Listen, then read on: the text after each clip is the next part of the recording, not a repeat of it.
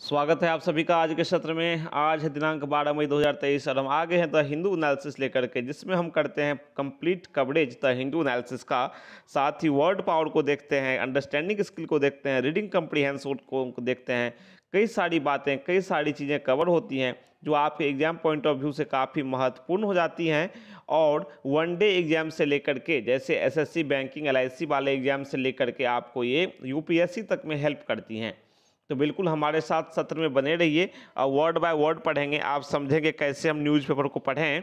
देखो, पहला जो टॉपिक है हमारे पास, जो संपादकीय वाला सेक्शन है, मोरालिटी मेजोरिटी को लेकर है। मोरालिटी होता है नैतिकता, आप में नैतिकता कैसी है, और मेजोरिटी होता है बहुमत। तो नैतिकता और बहुमत को लेकर टॉपिक है। हाल ही में जो उद्धव ठाकरे वाला जो जजमेंट आया है महाराष्ट्र को लेकर, जो सुप्रीम कोर्ट ने जजमेंट दिया है, उसी को लेकर टॉपिक है। पूरा डिटेल डिस्कशन करेंगे, समझेंगे पूरे तथ्य को। लेकिन उससे पहले मैं आपको थोड़ा ब्रीफ कर दूं कि आखिर ये पूरा मामला क्या था। देखो, बात यहाँ पर ये थी कि महाराष्ट्र में जो एक तरह से, देखो, ये जो पार्टी है उद्धव ठाकरे की, जो पार्टी थी, है ना, शिवसेना, उसके दो धड़े हो गए। एक हो गया एकनाथ शिंदे वाला गुट, एक हो गया उद्धव ठाकरे वाला गुट। तो दो धड़े जो हो गए इसके, तो उसी को लेकर इसमें चर्चा की गई है कि आखिर ये दो धड़े जो हो गए, उसके बाद स्थिति कैसे बदली वहाँ पर महाराष्ट्र में। ठीक है, जो सरकार बनी वो एकनाथ शिंदे की सरकार बन गई बीजेपी के सहयोग से, उद्धव ठाकरे हो गए किनारे। तो उसी सब को लेकर है। सुप्रीम कोर्ट ने कल कहा कि देखो, उद्धव ठाकरे को फिर से मुख्यमंत्री हम नहीं बना सकते, क्योंकि उन्होंने पद से इस्तीफा दे दिया था। सुप्रीम कोर्ट ने यह भी कहा कि महाराष्ट्र के राज्यपाल जो थे, है ना, तत्कालीन जो महाराष्ट्र के राज्यपाल थे भगत सिंह कोश्यारी, उन्होंने जून 22 में महाराष्ट्र विधानसभा में फ्लोर टेस्ट का आदेश दिया था। वो नियम के तहत नहीं दिया था। न्यायालय ने कहा कि उद्धव ठाकरे ने बिना फ्लोर टेस्ट ही इस्तीफा दे दिया था, इसलिए हम उन्हें फिर से मुख्यमंत्री नहीं बना सकते। न्यायालय ने यह भी कहा कि 16 विधायकों का अयोग्य ठहराने की याचिका पर विधानसभा अध्यक्ष उचित समय में फैसला लें। एकनाथ शिंदे समेत 16 विधायकों को तब मुख्यमंत्री उद्धव ठाकरे ने पार्टी बैठक में शामिल नहीं होने को लेकर अयोग्य ठहराए जाने का नोटिस दिया था। व्हिप जारी करने के बावजूद ये विधायक पार्टी बैठक में शामिल नहीं हुए थे। सुप्रीम कोर्ट ने कहा कि फ्लोर टेस्ट का इस्तेमाल जो है वो राजनीतिक पार्टी की अपनी आंतरिक कलह को सॉल्व करने में, सुलझाने में नहीं किया जा सकता है। कोर्ट ने कहा कि अगर उद्धव ने इस्तीफा नहीं दिया होता तो फिर से उन्हें मुख्यमंत्री बनाया जा सकता था। और जो विधायकों की अयोग्यता मामले में सुनवाई जो है ना सुप्रीम कोर्ट में, करीब 16 महीनों से चल रही थी, तो बहुत लंबा समय से चल रहा था ये। और अगर आपको पिछली घटनाओं को याद दिलाऊं तो 21 जून, पिछले साल 21 जून को तत्कालीन जो मुख्यमंत्री थे उद्धव ठाकरे, उनके खिलाफ उनके जो पार्टी के 16 विधायकों ने बगावत कर दी थी।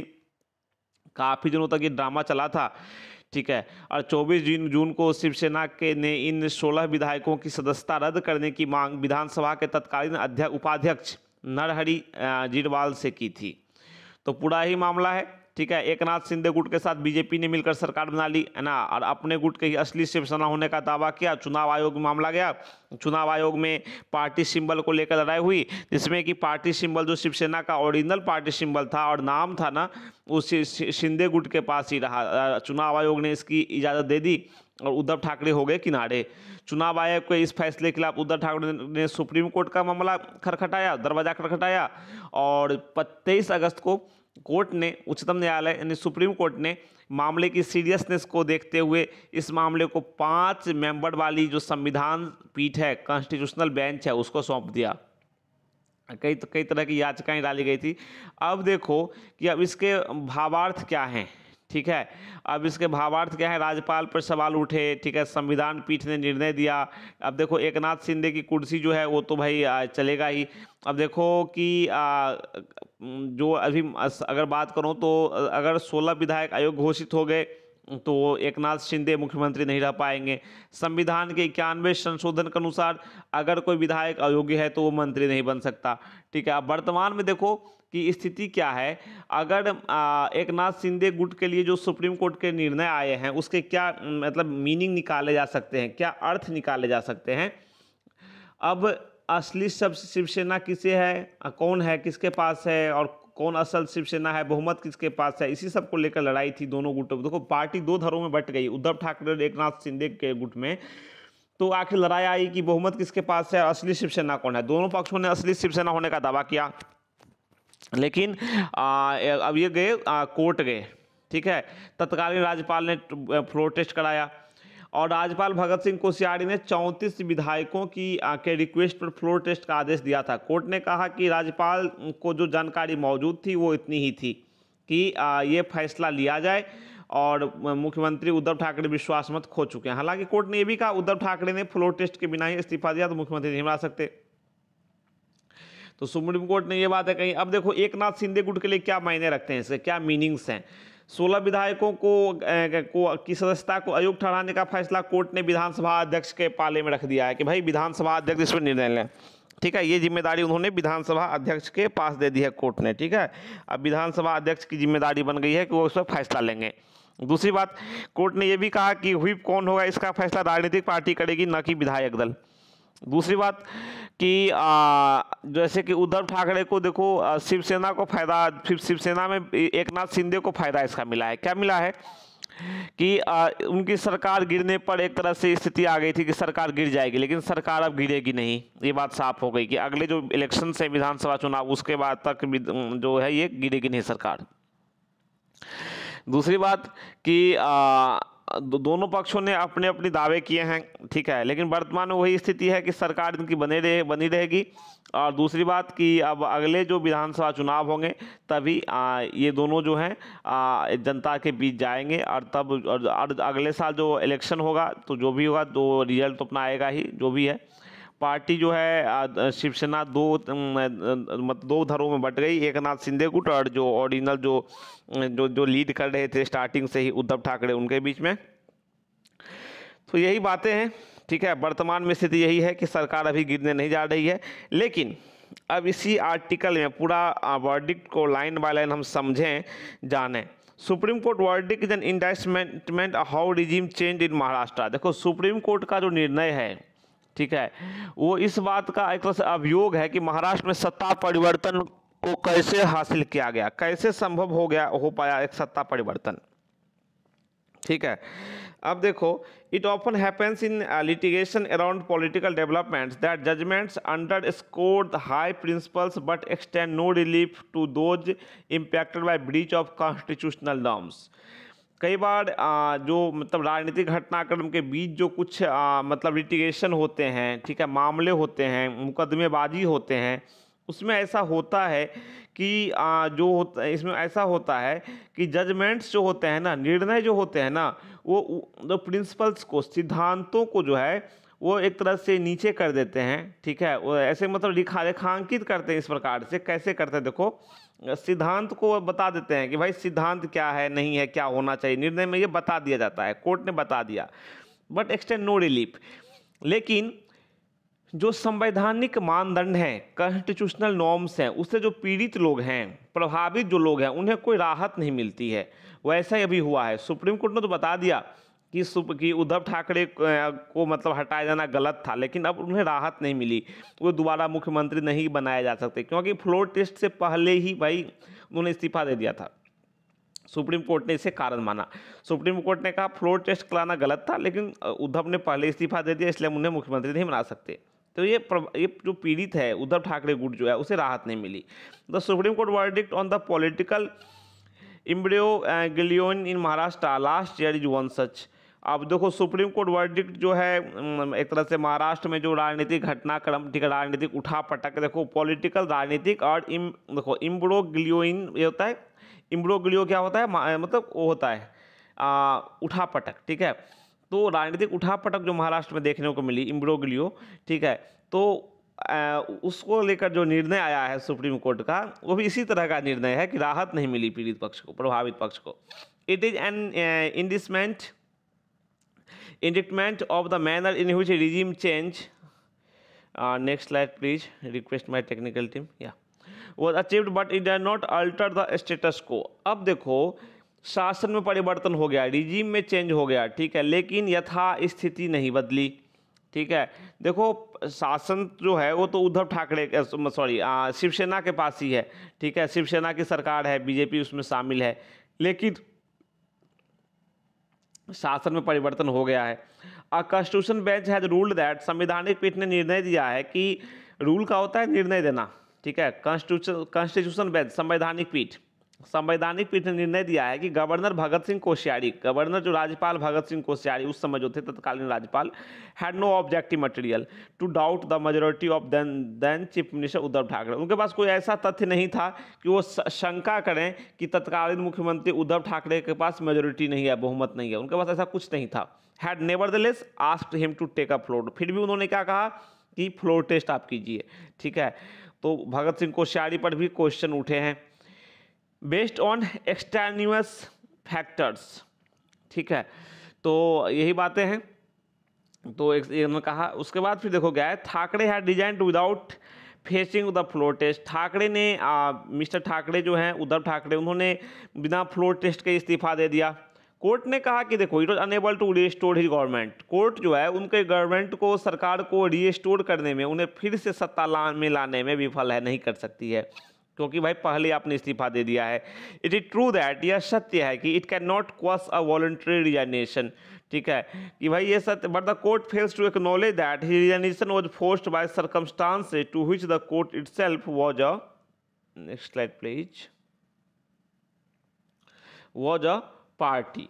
अब देखो यहाँ पे तथ्य ये है कि उन्होंने तो भाई बिना फ्लोर टेस्ट के इस्तीफा दे दिया, ठीक है, आप उसको सरकार को दोबारा बहाल नहीं कर सकते, आप सरकार को पुनः अस्तित्व में आप नहीं ला सकते, लेकिन यह भी सत्य है कि उस स्वैच्छिक इस्तीफे को रद्द नहीं किया जा सकता है ना। उन्होंने जो उस इस्तीफा दिया उद्धव ठाकरे ने स्वैच्छिक तौर पर, उसको आप कैंसिल नहीं कर सकते, लेकिन कोर्ट को ये स्वीकार करना चाहिए। कोर्ट यह स्वीकार करने में विफल रहा है कि उनका इस्तीफा जो है वो उन्हें मजबूर किया गया था, परिस्थितियों के कारण मजबूर किया गया था, ठीक है, जिसमें कोर्ट भी एक तरह से पक्षकार थी, पार्टी थी, तो ऐसी परिस्थितियां बनाई गई थी कि उद्धव ठाकरे को इस्तीफा देना पड़ा।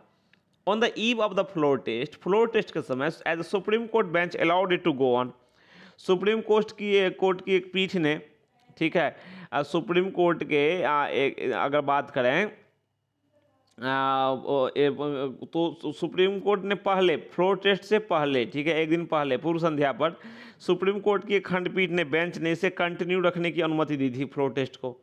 इससे पहले बात करूं तो इससे पहले अर्लियर बाय इंटरिम ऑर्डर, एक अंतरिम आदेश के जरिए Supreme Court had extended the time given to the rebel Shiv Sena MLA led by Eknath Shinde from June 27 to July 12 to reply to application seeking the disqualification for defection. इससे पहले कोर्ट ने time जो है रेबल शिवसेना ग्रुप, जो मतलब एक तरह से जो बागी शिवसेना एमएलए थे एकनाथ शिंदे के नेतृत्व वाले, उन्हें समय दिया था, एक अंतरिम आदेश के जरिए सुप्रीम कोर्ट ने उन्हें समय दिया था जून 27 से जुलाई 12 तक का। क्यों समय दिया था भाई? क्योंकि वो डिफेक्शन जो था, डिस्क्वालिफिकेशन जो था ना, अयोग्यता को लेकर जो निर्णय था, उसको लेकर एप्लीकेशन को रिप्लाई करने को लेकर उन्हें समय दिया था कि भाई आप समय देता हूं, आप रिप्लाई आराम से कीजिए। The order gave ample time to the dissidents. अब इस आदेश ने जो है वो डिसिडेंट्स को, ठीक है, इस आदेश ने क्या किया, जो डिसिडेंट्स थे, असंतुष्ट जो थे, ठीक है, जो मतलब शिवसेना का जो उद्धव ठाकरे से असंतुष्ट थे, उन्हें पर्याप्त समय दे दिया, एम्पल टाइम दे दिया, अलॉन्ग विद बीजेपी को भी यह समय दे दिया to execute political manoeuvres without the threat of disqualification from the house. इससे पर्याप्त समय उन लोगों को मिला कि भाई वो बिना डिस्क्वालिफिकेशन के, ठीक है, बिना राजनीतिक उसके बाद आप राजनीतिक रूप से फायदा उठाओ, ठीक है, तो पर्याप्त समय उन्हें मिल गया। अगर बात करूं इन इफेक्ट, परिणाम स्वरूप क्या हुआ, court order, two court orders, दो जो न्यायालय के आदेश थे, न्यायालय के दो आदेशों ने एक तरह से मदद की in the toppling of the regime, शासन को गिराने में। A fact that the final verdict fails to knowledge, खासकर ये ऐसा तथ्य है जिसे फाइनल वर्डिक्ट में, अंतिम निर्णय में दरकिनार कर दिया गया। भाई उन आदेशों की भी गलती थी, उन आदेशों ने भी इस समस्या को बढ़ाने में, सरकार को गिराने में मदद की, दो आदेशों ने, जिसे इस वर्डिक्ट में जो कल आया है उसमें नजर उस पर नहीं दिया गया है। The Thackeray faction lost in the numbers game, Thackeray जो फैक्शन है, ठाकरे धारा जो है, ठाकरे गुट, उस संख्या के खेल में हार गया, ठीक है। A game in which of the essence for both rulers who need to protect their flock and dissidents who need to rope in enough defectors. खासकर देखो संख्या का ही खेल होता है, सब कुछ संख्या का खेल है कि ठाकरे गुट संख्या बल में हार गया, और ये एक ऐसा संख्या बल ऐसा चीज़ है जो दोनों को आवश्यकता हुई है ना, जो दोनों गुट को, ठाकरे गुट को और एकनाथ शिंदे गुट को, क्योंकि एक तरह से संख्या बल अगर आपके पास है तो आप अपने विधायकों को जोड़े रख सकते हो, संख्या बल नहीं होती है तो दल बदलू आपको दिख जाते हैं, दल बदल देखने को मिल जाता है। Besides questioning governors against treating internal problems of ruling party as a possible loss of majority. The court has also clarified that whips and leaders of the party in the house ought to be appointed by the political party and not the legislative party. अब देखो बात यहाँ पर ये है कि सत्तारूढ़ party जो है, रूलिंग पार्टी जो है, उसकी जो इंटरनल प्रॉब्लम्स हैं, ठीक है, वो एक तरह से उसमें इंटरफेयर जो राज्यपाल का है ना, तो उसके जो समस्याएं जो हैं, ठीक है, तो उसमें, ठीक है, तो उसमें सरकार राज्यपाल के हस्तक्षेप एक तरह से, खासकर संभावित मेजोरिटी का नुकसान, ठीक है, संभावित बहुमत का नुकसान, तो इन सब के मामले में कोर्ट ने कहा है कि व्हिप और जो लीडर ऑफ पार्टी है हाउस में, वो राजनीतिक पार्टी अपॉइंट करेगी, लेजिस्लेटिव पार्टी नहीं करेगी, है ना भाई। जो पार्टी जो आधिकारिक तौर पे पार्टी द्वारा ये किया जाएगा, बल्कि ये ऐसा जो मतलब लेजिस्लेटिव पार्टी को नहीं करना है ये। This has a bearing on whose whip is binding on legislation in the event of party splitting into 2 factions. तो पार्टी 2 धड़ों में बट गई। अब इसका जो असर इस बात पर पड़ता है कि किसी पार्टी के 2 गुटों में बंटने की स्थिति में किसका व्हिप विधायकों पर बाध्यकारी होता है, ठीक है ना, पार्टी जब बंट जाती है तो। अगर बात करूं, इट हैज़ ऑल्सो डिसाइडेड, इसने यह भी निर्णय दिया कि जजमेंट जो नवम रेबिया केस में था, 2016 का जो मामला था, ठीक है, होल्डिंग दैट, जिसमें निर्णय दिया गया था कि a speaker who is facing a notice for removal from office, एक स्पीकर जिसे पद से हटाने का नोटिस मिला हुआ है, should not adjudicate a disqualification matter under the anti defection law, should be reconsidered by a larger bench. कि भाई जो जजमेंट नवम रेबिया केस में दिया गया था कि स्पीकर जिसे नोटिस मिला है पद से हटने का, उसे एक तरह से डिस्क्वालिफिकेशन के मैटर को नहीं देखना चाहिए जो एंटी डिफेक्शन लॉ में दिया गया है, ठीक है, इसमें निर्णय दिया गया था। इसको लेकर कहा गया है कि इसे बड़ी पीठ को इस पर विचार करना चाहिए जो मामला दिया गया था, ठीक है, तो बड़ी बेंच इस पर विचार कर सकती है, पुनर्विचार कर सकती है 2016 के मामले पर, ऐसा कहा गया है, ठीक है। दिस इज वेलकम, इसका स्वागत है कि as legislator who have incurred disqualification should not be allowed to use of frivolous petition to remove the speaker to ward off their own disqualification।